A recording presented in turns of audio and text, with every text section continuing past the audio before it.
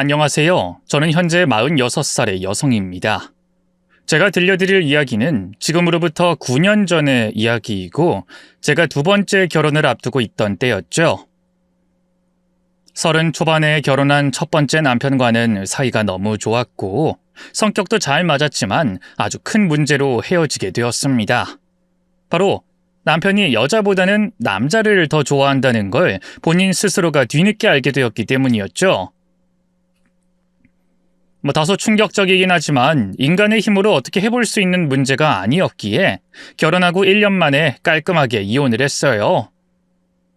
그때까지는 딱히 별 생각하지 않았는데 재혼을 하게 되어 인사를 하러 가기 전에는 이혼 사유를 어떻게 설명해야 할지 막막해졌습니다.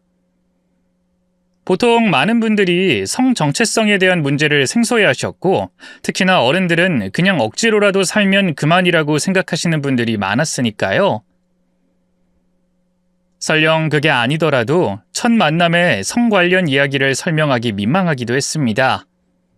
그래서 그날은 어찌나 긴장을 했는지 식은땀이 줄줄 흘렀죠. 그런데 예비 시어머니는 제가 재혼이라는 것을 밝히자마자 이러시더군요. 됐고, 선영이 네가 이혼을 몇 번 했든 그건 나랑 하등 관계없다. 교도소에 들락거려서 별이 몇 개라도 나한테 그건 큰 문제가 아니기도 하고. 그러니 주절주절 소개할 필요도 어려운 과거서 들먹일 이유도 없다는 말이야. 알아들었니? 네, 알아들었습니다. 눈치 빠르니 좋구나. 내가 할 말은 딱 이거야. 내 아들 재영이 앞으로 너랑 가정을 꾸려서 살아가는 거야. 결혼은 애들 간의 문제가 아니라 가족과 가족 간의 결합이니 개똥 같은 소리는 집어치우고 너희끼리 알아서 살면 된다. 이해했어? 네, 이해했습니다. 나 너한테 많은 거 바라지 않아. 명절, 제사, 생일이라고 끌려와서 내 집에서 일할 필요도 없고 나도 너희 집 불쑥 찾아가는 일 없을 거다. 아니, 평생 찾아갈 일 없다고 알아둬도 문제없고 앞으로 너희 결혼할 때 보는 게 마지막일 거란 뜻이다. 물론 예외도 있을 거야. 가는 길 순서 없으니 너나 나 혹시 다른 식구 누군가 죽어서 장례식에서 보는 거 아니면 말이지. 어떠니? 이 정도 조건이면 참 좋지. 다른 며느리라면 두 발을 벌려 환영할 조건 아니니? 네, 그렇긴 한데... 왜? 너무 좋아하면 내가 서운해할까 봐? 난 네가 배를 잡고 웃어도 그런 맘 안 드니 걱정 마라. 오히려 내가 고맙지. 내 아들이랑 가정 꾸려서 살아준다는데 그 정도도 못하겠니? 너도 대충은 알겠지만 내 아들 하자 많아. 사기도 당하고 사고도 몇 번 치고 사업도 말아먹어서 신용불량자까지 되었다가 개인 회생하고 있으니 결혼은 당연히 못할 줄 알았거든. 그런데 그런 최악의 조건도 괜찮다고 받아줬으니 내가 네 흠잡을 생각이 있겠니? 막말로 결혼을 12번 했다고 해도 난 괜찮다고 했을 거야. 오히려 적당히 흠이 있는 편이 내 속도 편하고. 물론 나도 너한테 원하는 게 없는 건 아니다. 내가 바라는 건 딱 하나야. 네, 말씀하세요. 뭐든 열심히 하겠습니다. 열심히? 그럴 필요 없어. 그냥 아무것도 하지 말고 바라지도 마. 네? 그게 무슨... 너도 선을 지키라는 거야. 내가 너한테 시집살이 안 시키니 날 시어머니라고 생각 말라 이거지. 다시 말해서 내 아들 문제 생겼다고 나한테 전화해서 징징거리거나 이혼하고 싶다고 눈물 뚝뚝 흘리거나 그런 짓 말라는 거야. 내 아들이랑 결혼한 이상 모든 책임은 너희 가정 안에서만 해결할 것. 너희가 이혼을 하든 뭐 하든 나한테 불만 접수하고 반품해달라는 말은 하지 말라 이거야. 단순 변심에 의한 환불은 불가다. 알겠니? 남편이 무슨 물건도 아니고 반품 금지라니. 저는 순간 당황했지만 최대한 괜찮은 척 알겠다고 대답했습니다.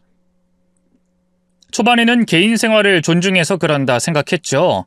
하지만 그게 아니라 남편 자체를 거부하는 거였어요. 시어머니에게는 아들이 둘 있었는데 그중 돈 잘 벌고 말 잘 듣는 작은 아들만 끔찍하게 아꼈고 그와는 정반대인 제 남편은 극도로 싫어하셨던 거죠. 실제로 차별은 굉장히 심했기 때문에 남편 스스로도 그걸 알고 주눅이 많이 들어 있었습니다. 나도 어느 정도는 이해가 되긴 해. 내 동생이 엄마한테 하는 거 보면 나라도 그랬을 거야. 착하고 공부도 잘하고 거기다 능력까지 있어서 공기업까지 들어갔고.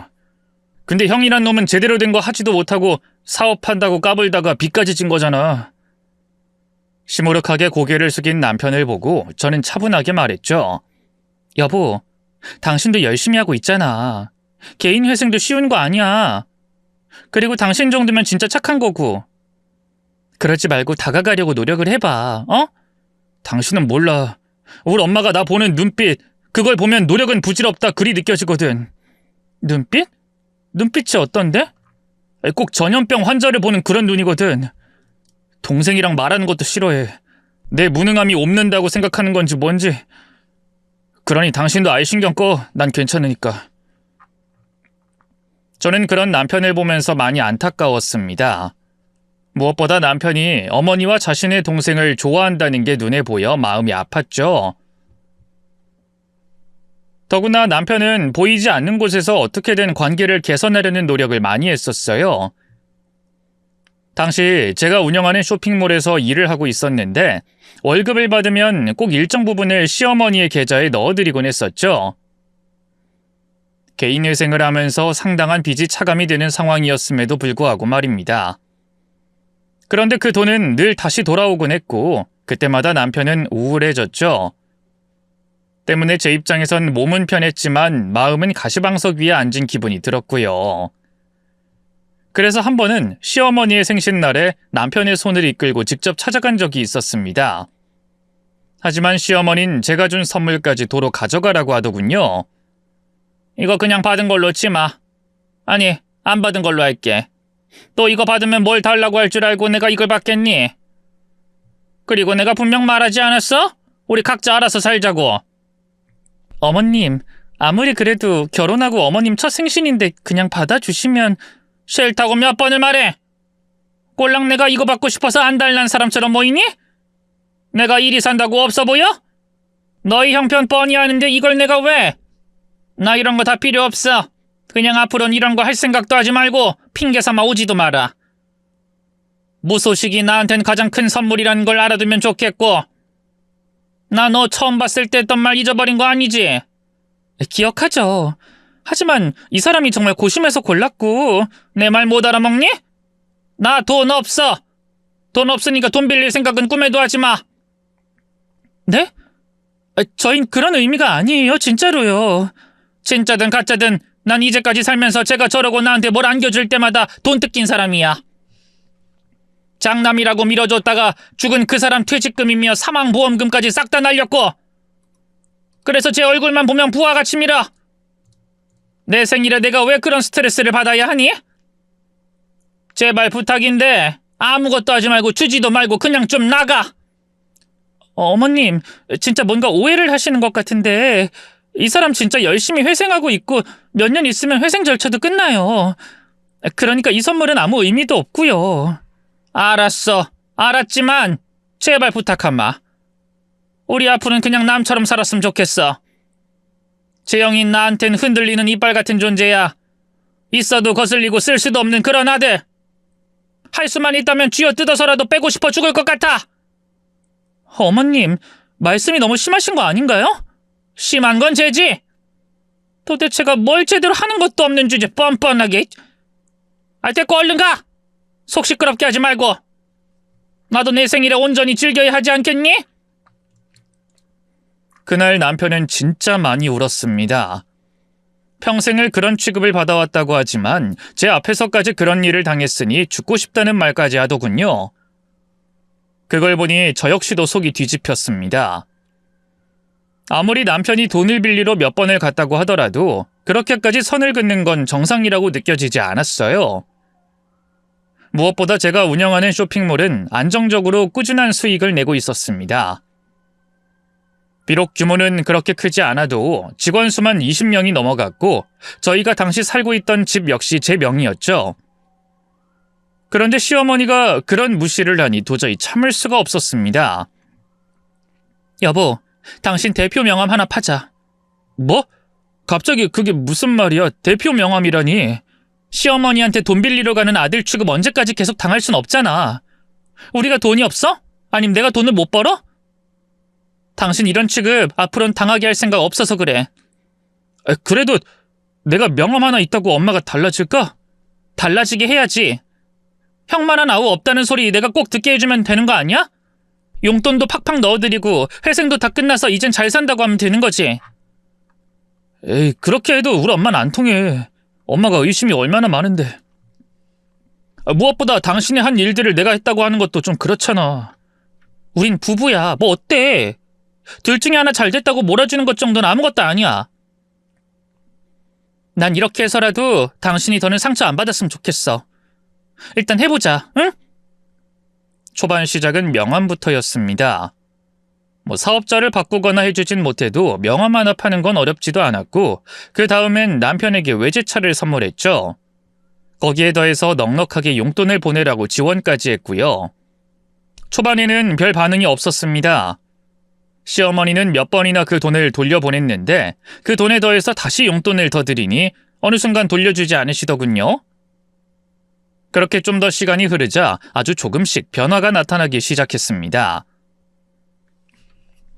하루는 남편이 뛸 듯이 기뻐하면서 제게 문자를 보여주더군요. 문자 내용은 와서 같이 식사라도 하자는 내용이었죠. 우리 엄마가 나한테 먹고 싶은 거 없냐고 물어본 게 거의 20년 만이야. 효과가 있어. 그게 그렇게 좋아? 뭐 별거라고 그걸 좋아해. 맘 아프게. 좋아. 진짜 너무 좋아. 모든 게 당신 덕분이야. 당신 덕분에 나 자식 취급이라도 받을 수 있을 것 같아서 좋아. 명함을 파기만 하고 주진 못했잖아. 당신도 같이 갈 거지? 난 안 가. 내가 가면 거짓말하는 것도 불편할 거 아니야. 그냥 당신 혼자 가서 자랑질 마음껏 해. 쇼핑하자고 하면서 외제차도 슬쩍 보여드리고. 쇼핑? 근데 내가 지금 돈이... 내 카드도 가지고 가면 되잖아. 아님 당신 카드로 긁어도 갚아줄게. 없어 보이니까 할부 계열수 늘리는 짓도 하지 말고 무조건 일시불. 알았어? 남편은 그 말에 제 손을 잡더니 울먹이며 말했습니다. 나 진짜 결혼 너무 잘했다. 당신 만나서 나 진짜 내가 사람답게 사는 것 같아. 고마워. 진짜로 이 은혜는 평생 갚으면서 살게. 당신 여왕처럼 떠받들면서 살 거야, 진짜로. 말만 그런 게 아니라 남편은 제게 굉장히 잘했어요. 집안일도 대부분 남편이 해줬고 모든 걸 제 기준으로 맞춰주기도 했습니다. 뒤늦게 시어머니와 교류가 생기기 시작했지만 그건 역시도 남편이 적당한 선에서 중재를 해줬죠. 어찌 보면 완벽하다고 말할 수 있을 정도로 우리 생활은 점차 안정적이게 되었고요. 하지만 거짓말이 너무 과했던 게 문제가 되었을까? 어느 순간부터 시어머니의 간섭이 시작되었습니다. 처음 시작은 시어머니의 갑작스러운 방문부터였어요. 저희 집엔 처음 방문했던 거였기에 그건 집들이나 마찬가지였죠. 시어머니는 말도 없이 저희 집을 쭉 둘러보더니 제 옷장 앞에 멈춰 서시더군요. 내 아들이 좀 번다고 이렇게까지 옷장이 화려해진 거니? 명품 가방 아니야? 이 옷도 백화점에서 산 거지? 이게 다 얼마야? 너 도대체 쇼핑에 돈을 얼마나 쓰는 거야? 옷도 가방도 제 돈으로 샀고 심지어 결혼 전에 구매한 것들이었음에도 저는 어쩔 수 없이 거짓말을 해야 했습니다. 최대한 남편에게 좋은 방향으로 말하려다 보니 이렇게 대답했죠. 그게 그러니까 그 사람이 뭘 자꾸 사줘서요. 참 손이 커요, 그 사람이.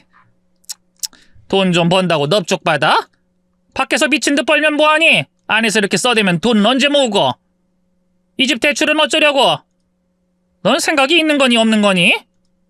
아주 팔자가 늘어졌지. 여자 팔자라는 게 손바닥 뒤집듯이 바뀌는 거라고 하지만 넌 늘어지다 못해서 살판이 났구나. 오라들 고생 덜하게 적당히 소비해, 적당히. 알겠습니다. 죄송해요.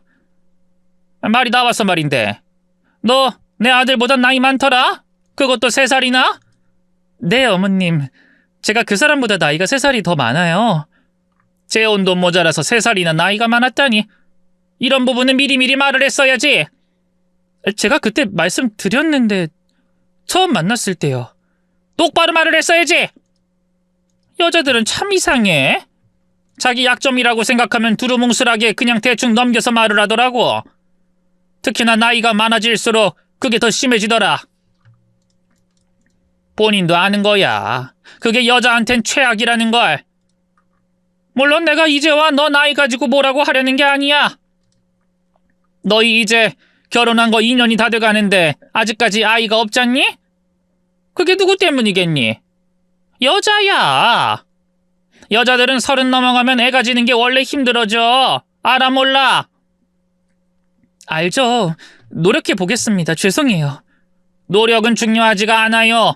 결과가 중요한 거지. 내 아들이 성공했다고 네 할 일 잊지 말라는 뜻이기도 해. 앞으로 내 아들한테 더 잘해. 우리 재영이 진짜 힘들게 올라간 자리야. 네가 곁에서 봤으니 누구보다 잘할 거 아니니. 네 하자를 감싸준 만큼 더 잘하라고. 하자요? 한 번 다녀온 여자에다가 나이까지 많은 게 하자가 아닌 뭐겠니? 심지어 너 부모도 일찍 죽었다며? 박복한 팔자에다 어디 하나 마음에 드는 구석이라고는 없어. 아유, 이럴 줄 알았으면 좀 더 알아보고 살펴봤어야 했는데 못한 내 탓이지. 아이, 됐다. 어쨌든 앞으로는 내가 지켜볼 거야. 솔직히 말해서 기분은 굉장히 더러웠습니다. 정확히 뭐라고 표현을 해야 할진 모르겠지만 이전에 남편이 겪던 그대로를 제가 겪고 있는 것 같았죠. 마치 시어머니가 저를 보는 게 전염병 환자를 보는 것 같았거든요. 거기에 더해서 남편의 성공을 방해하는 걸림돌, 쇼핑에 미친 여자 취급을 하는 것도 불쾌했습니다. 그래도 남편을 위해서 시작한 거짓말이니 그땐 참고 넘겼어요. 저와는 달리 이제야 집안에서 사람 대접을 받아 좋아하는 남편을 보고 참은 거였죠. 하지만 그 정도는 시간이 갈수록 점점 더 심해졌습니다. 각종 집안 행사에 심부름에 시어머니는 저를 하루라도 편안하게 쉬지 못하게 하기 시작하더군요.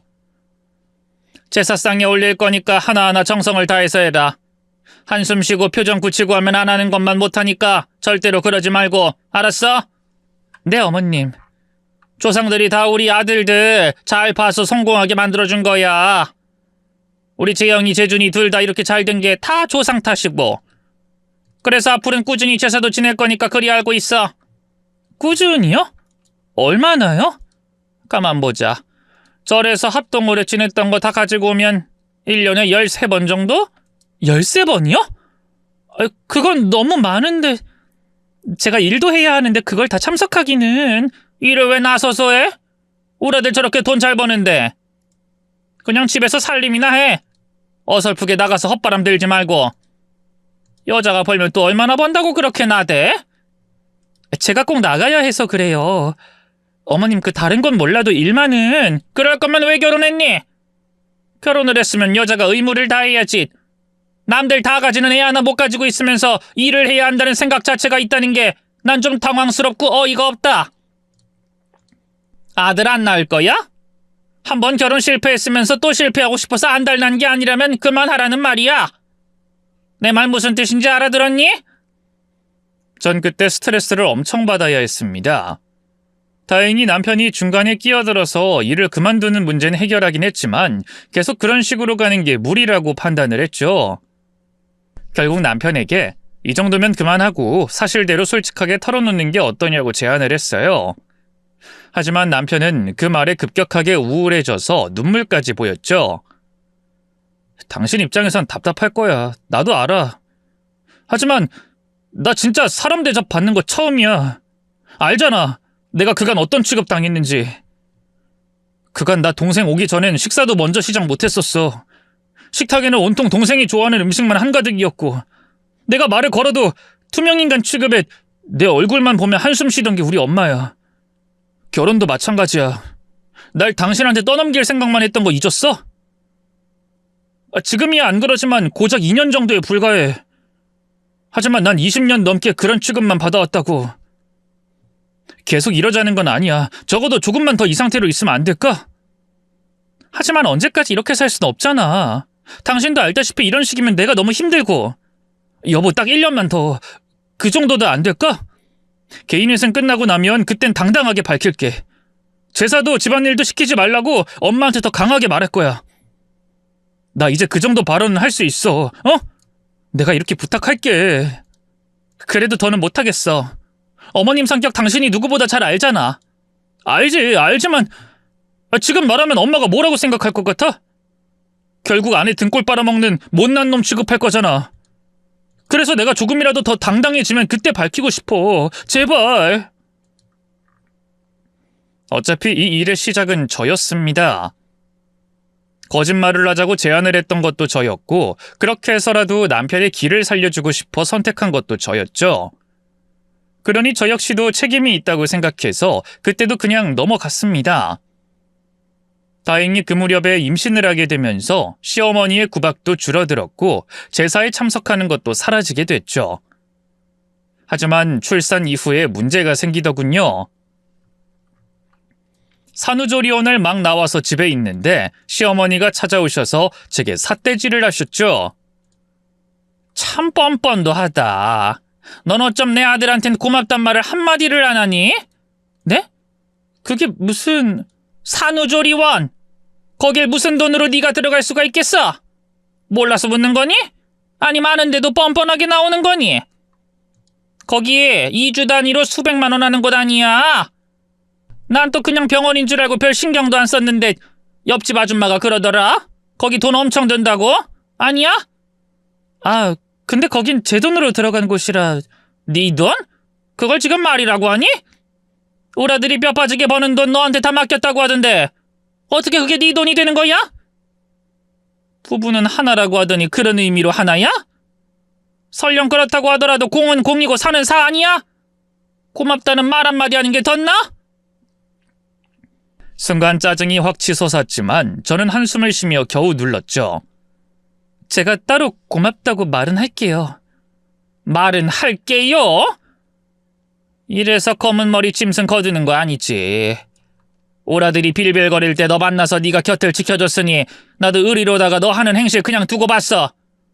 하지만 해도 너무하는 거 아니니? 오라들 체면을 생각해서라도 내가 말하기 전에 먼저 움직였어야지. 내가 하는 말이 다 잔소리처럼 들리겠지만 내가 말하는 건 사람의 도리 정도는 해야 한다는 뜻이야. 바꿔 말하면 지금 넌 사람 도리도 못하고 있다는 뜻이고, 양심은 애 낳을 때 같이 버렸어? 애 탯줄 자를 때 끊어먹어 버리기라도 했냐는 뜻이야. 앞으로 주의하겠습니다. 죄송해요. 그놈의 죄송하단 소리 이젠 진심도 안 느껴진다. 너 내 아들 만난 걸 평생의 복으로 여겨. 내 아들이 죽자 살자 너 아니면 안 된다고 하니까 나도 온 힘을 다해서 너 참고 있는 거니까. 마음 같아선 진즉에 너 꼴 100번도 더 갈아치웠어. 어우 짜증나. 꼴 보기 싫어 죽겠어. 시어머니는 이전에 남편을 반품 불가한 상품 취급하더니 어느 순간부턴 저를 그렇게 생각하시더군요. 또 임신 전에는 아이를 못 가진다는 이유로 구박을 했는데 출산을 해도 달라지진 않았습니다. 심지어 평소에 노래를 부르던 아들을 낳았음에도 저를 탐탁지 않게 생각하셨고요. 하지만 진짜 문제는 아이가 막 태어났을 때부터 이상한 의심을 했던 겁니다. 애가 우리 아들을 조금도 안 닮았어. 너무 이상하지 않니? 나한텐 첫 손주인데도 뭔가 끌리는 게 없기도 하고. 핏줄은 당긴다는데 이게 맞는 건지. 크다 보면 얼굴이 바뀌는 경우도 있고 제 인미랑 콧대도 닮았다고 생각해요. 누가 네 아이가 아니라고 했니? 그냥 내 아들이랑 안 닮아도 너무 안 닮아서 그러지. 첫 애는 자고로 아빠를 닮게 되어 있어. 우리 재영이도 죽은 내 남편이랑 붕어빵 틀로 찍어놓은 것처럼 닮은 것도 그렇고. 근데 얘는 달라도 너무 다르잖아. 콧대는 왜 이렇게 높아? 너도 콧대가 없고 재영이도 없는데. 아닌 경우도 있겠죠. 저도 엄마를 닮은 편이라. 혹시 말이야, 너 전 남편 따로 만나는 거 아니지? 네? 그게 무슨... 재혼한 여자들 중에 종종 그런 경우 있어서 노파심해 하는 말이야. 전 남편이랑 따로 연락하고 그런 거 있어 없어? 나한테 최대한 솔직하게 말하는 게 좋을 거야. 저는 순간 너무 당황했죠. 사실 1년에 한두 번은 연락을 했기 때문이었어요. 이혼 사유가 좀 특이하기도 하고 안 좋게 헤어진 것도 아니었으며 남편 역시도 알고 있었습니다. 그래서 거짓말로 대충 말할까 하다가 저는 거짓말을 하기 싫어서 솔직하게 대답했죠. 그게 사실 연락은 해요. 물론 생일에 안부 인사 정도 전하는 게 전부고요. 나쁘게 헤어진 것도 아니고 의심할 상황도 없으니 남편도 이 부분은 알고 있어요. 뭐? 너 정말 생각이 있는 거니 없는 거니? 너 그렇게 해프고 반란까지 내었어? 결혼을 했으면 그 전에 관계는 다 끊어야지. 어딜 내 아들한테 허락을 받았다면서 전 남편을 만나고 돌아다녀? 정신이 온전하게 박혀있으면 그런 기회가 생겨도 하지 말았어야지. 아니, 만난 게 아니라 그냥 전화만. 전화든 뭐든. 시시덕거리면서 옛날 추억이나 떠올리는 일을 왜 해? 그게 바람 아닌 뭐야. 입장 바꿔서 내 아들이 그런다고 하면 넌 웃으면서 박수라도 칠 수 있겠어? 길 가는 사람 다 잡고 물어봐라. 이 상황에 화 안 낼 시엠이 세상에 어딨나? 하지만 어머님, 저희 관계가 좀 특수하고 그 사람 남자친구도 있고요. 정확히 저한텐 이제 여자친구나 다름없는걸요. 난 그런 거 안 믿어. 남자가 남자를 좋아하고 여자가 여자를 좋아하는 거? 그거 그냥 병이야. 병. 병원 가서 상담받으면 뚝딱 나을 수 있는 거고. 애초에 너랑 결혼까지 가능했으면 걔가 남자가 아니고 뭐니? 핑계를 대도 좀 성의가 있어야지. 하지만 그 사람 남자 좋아하는 걸 뒤늦게 안 거고 상황이 그랬어요. 저랑은 결혼 전까지 잠자리를 해본 적도 없고 그 사람도 알았다면 결혼 안 했겠죠. 병원 치료도 해봤고요. 시끄러! 지금 누구 앞에서 누굴 두둔하고 자빠졌어? 솔직히 너 그냥 남자한테 밀린 거 아니니? 네가 오죽했음 사지 욕심 멀쩡한 남자가 자기 여자 두고 남자 좋다고 너랑 이혼했을까? 아니지. 지금 너 하는 꼴 보면 왜 그렇게 해서라도 도망쳤는지 난 그게 오히려 이해가 된다. 어머님, 말씀이 너무 심하신 거 아닌가요? 제가 뭘 그렇게 잘못했다고 이러세요? 그럼 넌 뭘 그렇게 잘했다고 매번 당당해? 내가 너였으면 땅만 보고 걸었어. 내 아들 돈으로 이렇게 좋은 집에서 등 따시고 편안하게 쉬고 내 아들 돈으로 그 비싼 산후조리원에 2달을 박혀 있었으면 고마운 줄 알아야지. 바쁘다고 내 아들 뒤에 숨어서 시댁 행사 제대로 참석을 했니? 아님 나한테 잘하기를 했니? 내 아들한테 대접이란 대접은 다 받고 그러면서 뒤로 전 남편이나 시시덕거리는데 잘못이 없다? 이런 너를 내가 예뻐할 수 있을 거라고 생각하니? 시어머니는 그 뒤로도 저와 전 남편 사이를 끊임없이 의심하기 시작했습니다. 결국 저는 설득하는 걸 포기했고 전 남편과의 연락을 완전히 끊어버렸죠. 그런데도 제 아이가 3살 때 시어머니는 친자 확인을 요구하시더군요. 전 그날 완전히 폭발해서 남편에게 바로 따졌습니다. 미치지 않고서야 날 의심해? 이래도 계속 참으라고 할 거야? 어? 여보, 그냥 엄마는 노파심에 그러시는 거잖아. 나이 있는 분이 개인이 뭐니 그런 말을 제대로 이해하겠어? 고치면 나을 수 있는 병이라고 생각하는 것만 봐도 알잖아. 누가 봐도 안 닮은 건 사실이고. 그러게 왜 전 남편이랑 연락한다는 말을 했어. 대충 둘러대면 되는 걸. 지금 그걸 내 탓이라고 하는 거야? 더는 거짓말하기 싫었어. 그게 나빠? 나쁘다는 건 아니고 이왕 이렇게 됐으니 속 시원하게 하면 그 다음에 말 없을 거고. 나도 그게 좋을 것 같아서 그렇지. 그냥 말해. 우리 말하자. 이제 벌써 5년이야. 5년 동안 사람 대접 잘 받았고 지금 와서 밝힌다고 달라질 것도 없잖아. 내가 봤을 땐 돈 때문에 본인한테 피해 올까 봐 피했던 거야. 근데 그런 근본적인 문제 일어나지 않을 거라는 것만 알면 달라질 거 있겠어? 남편은 제 말에 짜증 섞인 한숨을 쉬더군요. 내가 거짓말하자고 했어? 시작은 당신이었어.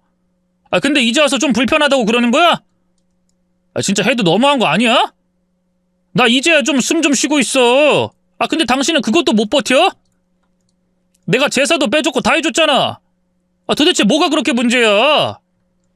잘난 척하고 싶어서 그래? 잘난 척? 지금 당신 말 다 했어? 이게 그런 문제야? 날 무슨 벌레 보듯이 아시잖아. 내가 번 돈 내가 쓰는 것도 눈치 봐야 하고 당신 등골이나 빨아먹는 사람 취급하는데 당신이라면 좋겠어? 가뜩이나 아이까지 보면서 일하는 것도 힘든데 이런 문제까지 나더러 뭘 더 어쩌라고? 그럼 난 그거 밝히면 내가 그 취급 당할 거란 생각은 안 들어? 됐다. 당신이 뭘 알겠어. 내 기분, 내 심정 조금이라도 이해했으면 이렇게 말 안 했겠지. 여보! 나라고 뭐 당신한테 불만 전혀 없는 줄 알아? 전 남편이랑 연락하는 거 나도 싫었어. 그래도 참았고 집안일도 대부분 내가 하는 것도 그냥 참고 넘겼어. 당신이 나 대신 당하는 것 때문에 미안해서 더 잘하려고 했고. 근데 당신은 오로지 당신 힘든 것만 신경 쓸 뿐이잖아. 밝혀! 말하고 싶으면 다 하라고! 난 이전처럼 찌그러진 상태로 주눅 들어 사는 게 어울리니까. 남편이 그렇게 나오니 저도 할 말이 없었습니다. 저 혼자만 희생하고 있다고 착각했지만 남편 역시도 그리 편안했던 게 아니구나 이해하게 되었죠. 그래서 저는 꼭 참고 친자 검사를 했습니다. 당연히 친자라는 결과가 나왔고 그걸 당당히 가지고 가서 보여드렸죠. 지금 이걸 믿으라는 거니? 애비랑 같이 간 거 맞아? 네, 당연히 같이 갔죠. 이 사람한테 직접 물어보세요.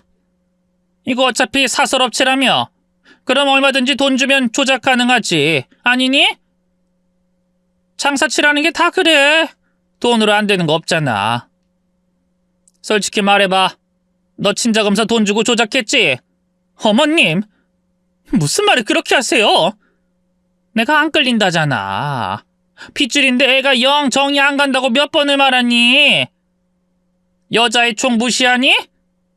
애가 눈, 코, 입 어디 하나 울 아들 닮은 구석도 없는데 얘가 어딜 봐서 내 친손자야? 그래서 검사하라고 하셨잖아요. 전 그 말 때문에 검사했고요. 결과가 증명을 하는데 안 믿으시면 저더러 어쩌라는 건가요? 그래, 했지. 내가 해달라고 했어. 근데 이깟 종이장으로 믿으라고 해도 안 믿기는 걸 어째? 그렇게 행실을 똑바로 했어야지. 전 남편이랑 뒤에서 헛짓거리한 널 어찌 믿겠니?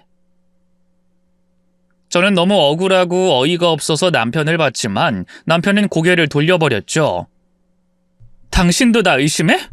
설마 진짜 그래? 여보, 의심하는 것보단 엄마 말이 영 틀린 건 아니잖아. 차라리 그러지 말고 다른 곳까지 해서 여러 곳에 한 번에 의뢰하는 건 어때? 그 정도면 믿지 않으실까? 나 여기 한 곳 간 것도 힘들었어.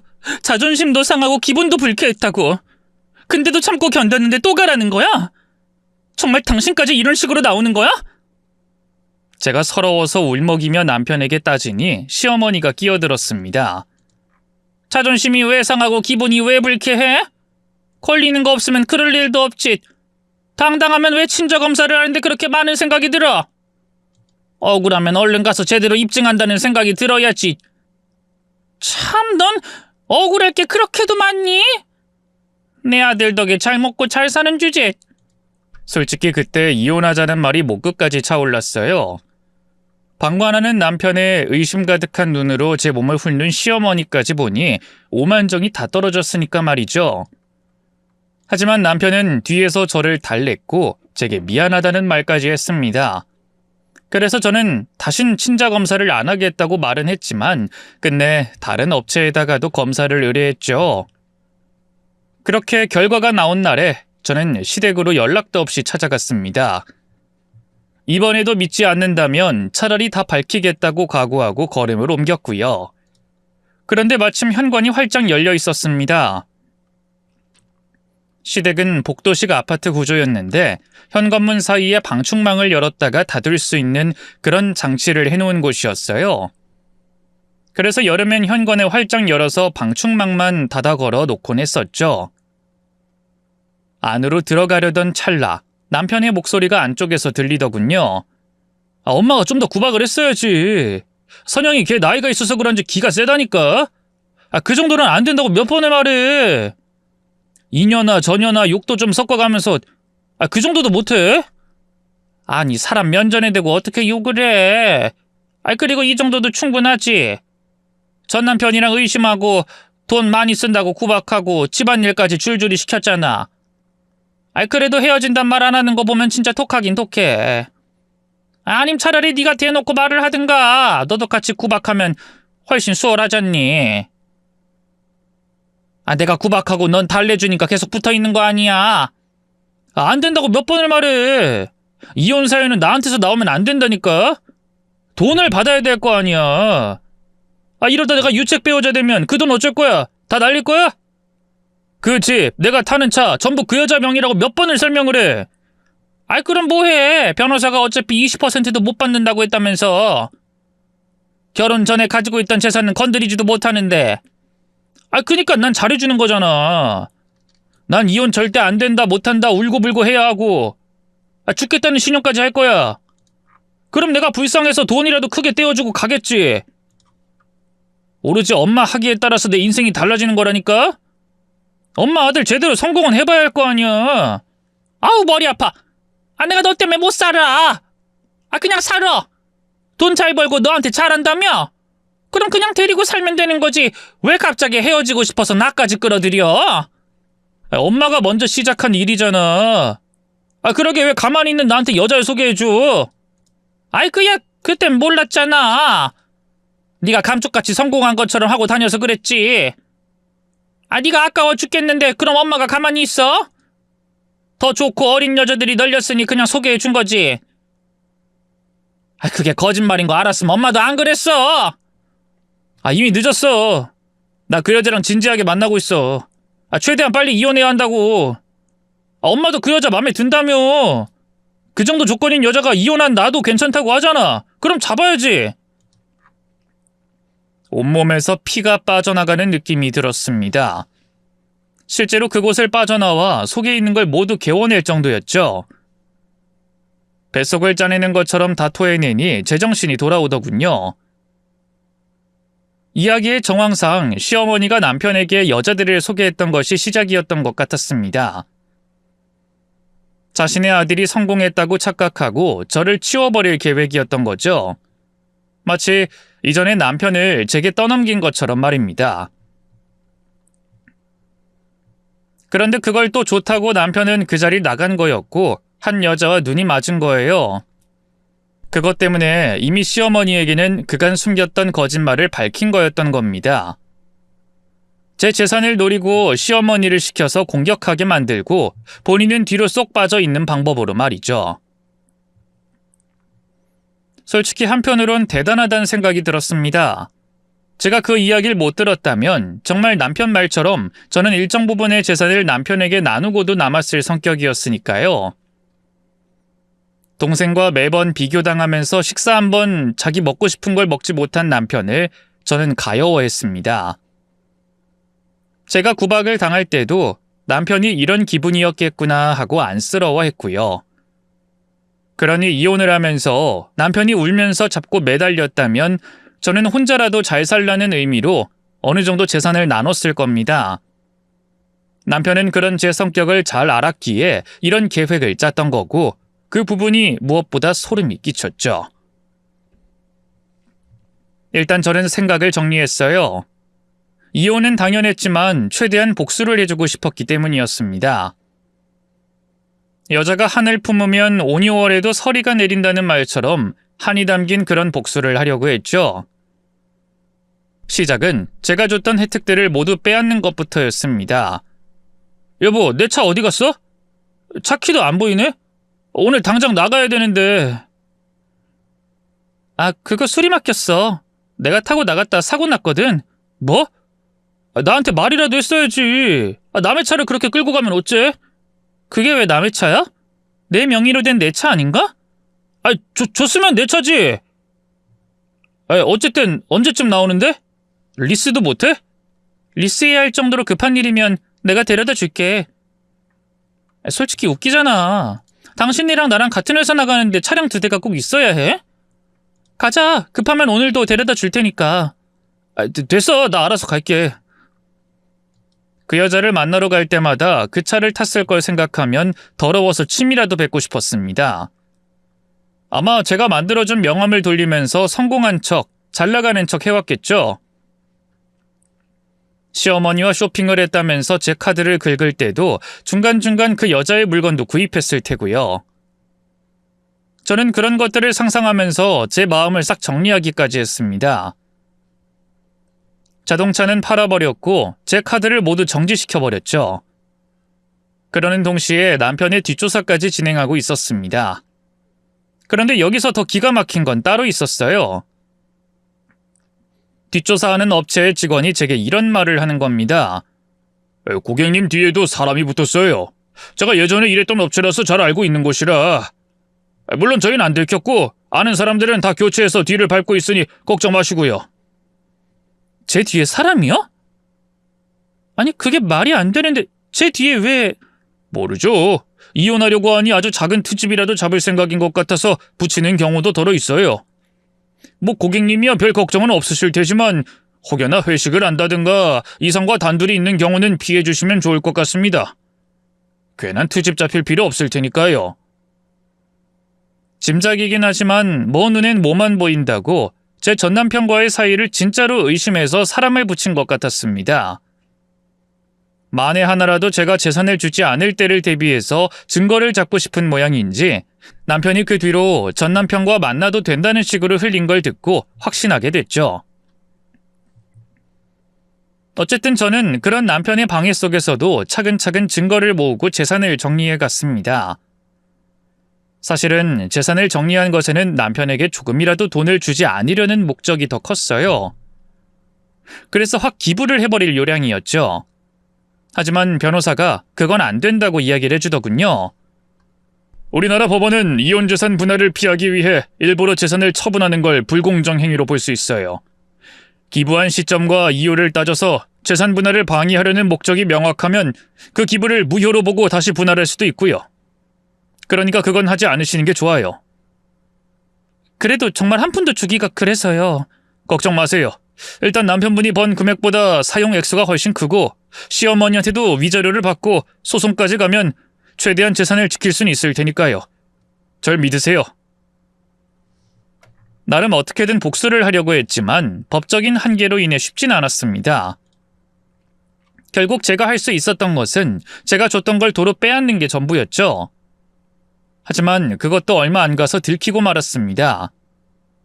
눈치 빠른 남편이 제 행동이 달라진 것에 의심을 품었고 제 뒤를 밟던 사람이 변호사 사무실에 들락거리는 걸 말했는지 이혼을 준비한다는 걸 알아버린 거였죠.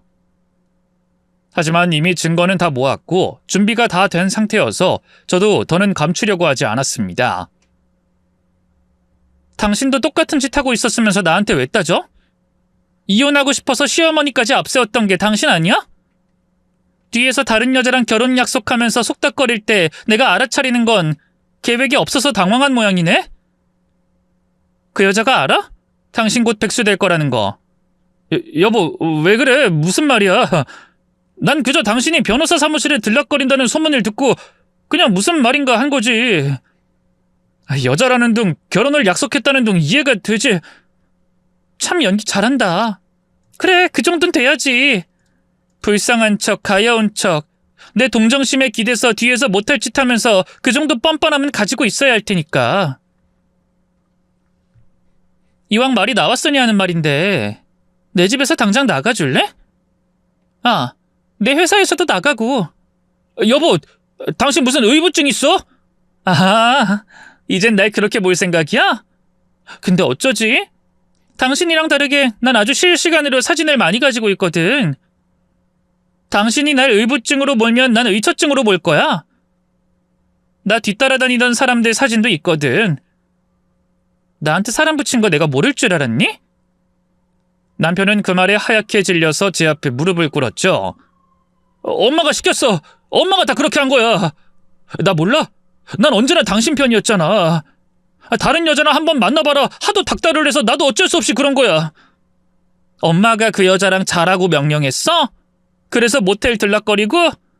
여보, 그건 나도 상처를 받아서 그랬어. 내 아들이 진짜 아니라고 생각해서. 어이가 없네. 그걸 핑계라고 말하니? 그러고도 네가 아빠야? 난 솔직히 당신이 더 끔찍해. 어머님보다 당신이란 인간이 더 최악이고. 당장 내 집에서 꺼져. 너희 엄마가 그렇게 반품받고 싶어하는 잘난 아들 보내줄 테니 환불이나 똑바로 해달라고 전해줄래? 제 집에서 쫓겨난 남편은 초반엔 제게 빌고 울고 난리도 아니었지만 막상 소송에 들어가서는 별말 없었습니다. 자신에게 불리한 증거들이 나오고 재산 분할은 점점 가망이 없어져 가는데도 태연하게 굴었죠. 그리고 전 뒤늦게 그 인간이 왜 그렇게 나왔는지 알게 됐어요.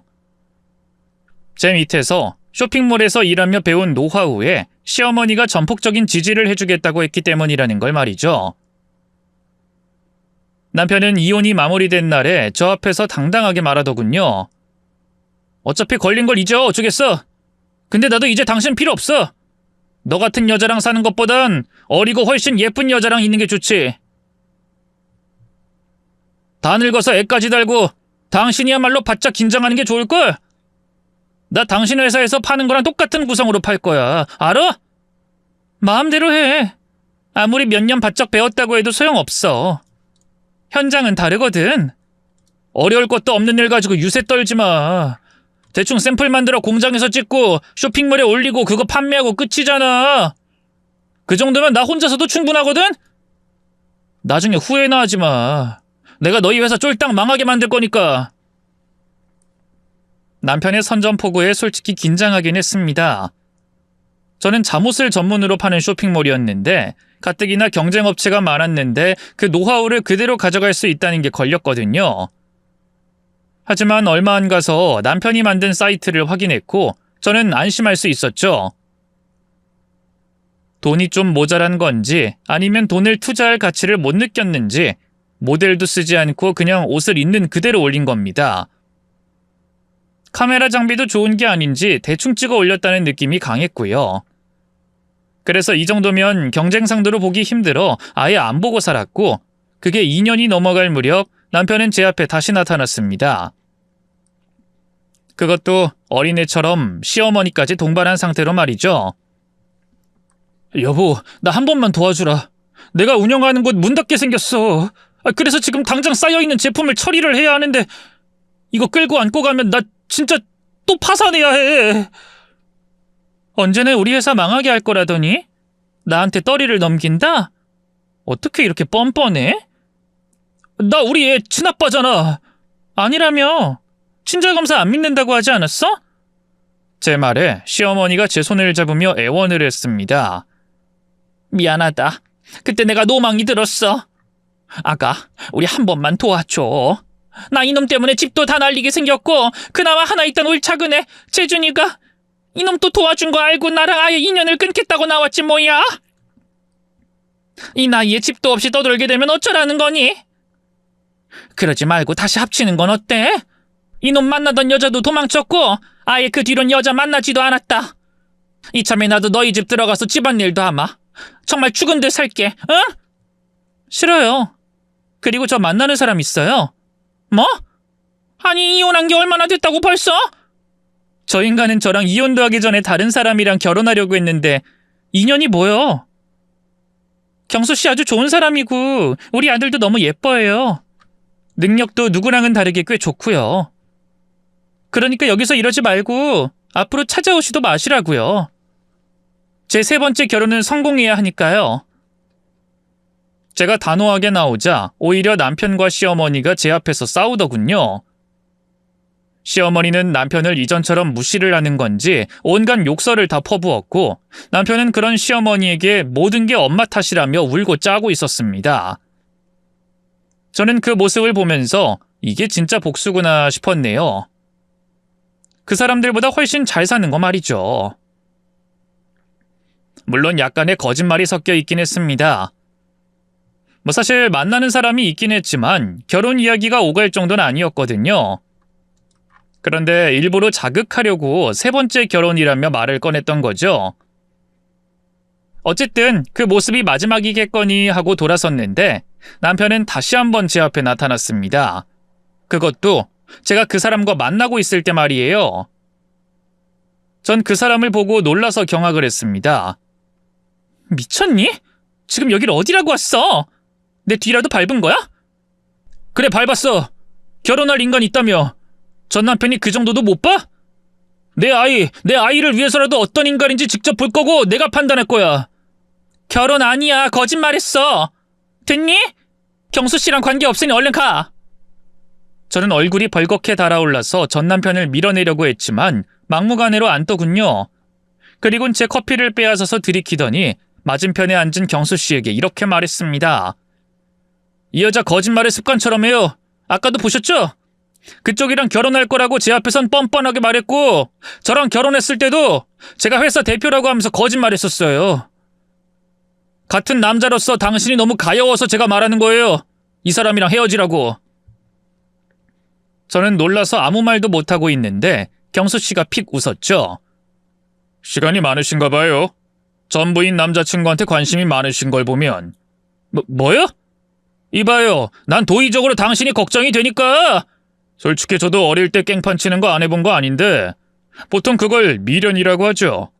나쁜 여자라고 소문 퍼뜨리고 그래서 복수하는 것 같은 느낌을 받아도 거기에 미련이 있다는 거. 우리 모를 나이 아니잖아요. 그러니 오히려 저한텐 칭찬처럼 들리네요. 이 사람 꼭 잡아라. 이 사람이 진짜 좋은 사람이다. 이렇게 들려요. 남편은 경수 씨의 말에 얼굴이 터질 것처럼 빨개졌죠. 이봐요. 지금 뭔가 오해를 하신 모양인데. 거짓말 아닙니다. 뭐요? 뭐가요? 선영 씨는 결혼 생각 없었을 수도 있지만 전 아니거든요. 전 결혼 생각 있다고요. 그러니까 당신이 하는 말들이 지금 절 더 자극하는 꼴이라는 거 아셨으면 해요.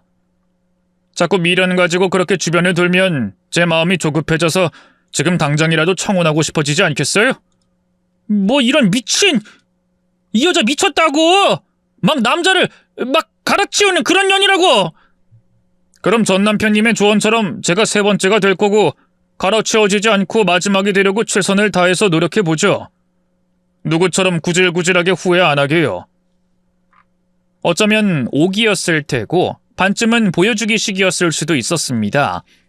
하지만 그때 경수 씨는 언제 준비했는지도 모를 반지를 제게 내밀며 무릎 꿇고 청혼을 했고 전 남편은 그걸 두 눈으로 지켜봐야 했죠. 저는 놀라면서도 속이 후련했고 또 감동까지 받았습니다. 이미 2번이나 실패한 결혼에 세 번째라는 건 제 욕심이었고 상상조차 하지 않았기 때문이었어요. 저에겐 좋은 남편, 아들에게는 멋진 아빠가 되어주겠다는 약속도 해줬습니다. 저는 그 자리에서 반지를 꼈고 전 남편은 그걸 보며 이를 갈면서 떠나더군요. 그렇게 저는 완벽한 복수와 더불어 진짜 제대로 된 결혼을 하게 되었습니다. 시간이 지난 지금까지도 큰 문제 하나 없이 우린 너무 잘 살고 있죠. 돌이켜보면 평생을 함께할 사람을 만난다는 건 단순히 운명에 맡기는 일이 아니라 스스로를 위해 노력하는 과정일지도 모르겠습니다. 혹시라도 사랑 앞에서 망설이고 있는 분이 있다면 실패를 두려워하지 말라고 말해주고 싶어요. 완벽한 사랑은 한 번에 찾아오는 게 아니라 우리 스스로 만들어가는 것이니까요. 그럼 저는 여기서 인사드릴게요. 지금 사랑을 찾고 있는 분들, 그리고 이미 소중한 사랑을 지키고 있는 모든 분들께 따뜻한 하루가 되길 바랍니다.